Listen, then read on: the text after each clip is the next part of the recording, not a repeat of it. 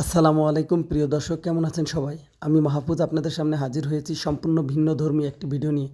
আজ আমি আপনাদেরকে নিয়ে এসেছি কুড়িগ্রাম সদর থেকে 18 কিলোমিটার দক্ষিণে উলিপুর উপজেলা। এটি একটি বৃহৎ উপজেলা, একটি পৌরসভা এবং 13টি ইউনিয়ন নিয়ে গঠিত। এই উপজেলার পূর্বে রয়েছে ভারতের আসাম এবং পশ্চিমে রয়েছে রংপুর জেলা এবং দক্ষিণে রয়েছে গাইবান্ধা এবং উত্তরে রয়েছে কুড়িগ্রাম সদর। আমি ঠিক যে জায়গাটিতে অবস্থান করতেছি এটি হলো উলিপুর উপজেলার একেবারেই প্রাণকেন্দ্র, যে জায়গাটিতে উলিপুর উপজেলার বৃহৎ জনগোষ্ঠী নিত্য প্রয়োজনীয় জিনিস ক্রয় করতে আসেন এবং উলিপুরের রাজা বলে খ্যাত সেই বিখ্যাত মিষ্টি ক্ষীরমান মিষ্টি খেতে আসেন। চলুন যাওয়া যাক সেই বিখ্যাত মিষ্টির দোকানে, ওকে হোটেল অ্যান্ড রেস্টুরেন্ট। চলুন যাওয়া যাক সেই বিখ্যাত হোটেলে। শুরুতে আমরা রাশেদ ভাইকে দেখলাম, যিনি বিভিন্ন প্রকারের মিষ্টির স্বাদ গ্রহণ করে বাইরে দাঁড়িয়ে আছেন।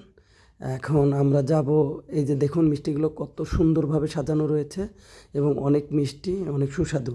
রিপনদাকে আমরা দেখতে পাচ্ছি, যিনি অলরেডি মিষ্টি খাওয়ার পর আসলে গল্প গুজবে মেতে আছেন। চল চল চল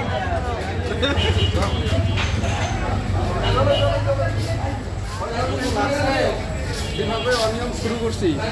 মাহবুব স্যার, হ্যাঁ হ্যাঁ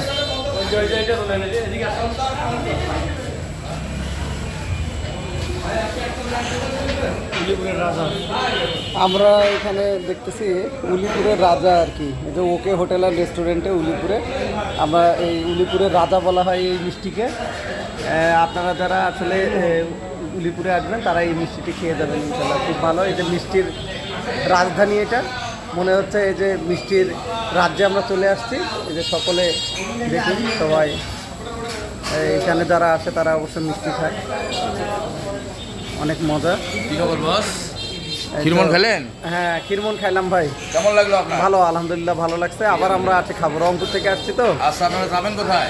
আমরা তো চলে যাব এখন শেরপুর। কোন শেরপুর যাবেন? বগুড়া শেরপুর না? ওই শেরপুর। ও আচ্ছা, ঠিক আছে। আমরা যাবো যাবেন? ম্যারাথনের জন্য যাব, হ্যাঁ দৌড়ানোর জন্য যাব। আমাদের রংপুরে ডিভিশন আছে, অ্যাসোসিয়েশন। যে এখানে এই যে এই ভাইকে দেখেন, আমাদের কলিগেদের বাড়ি কিন্তু উলিপুরে। অনেকে আছে আমাদের সাথে চাকরি করে।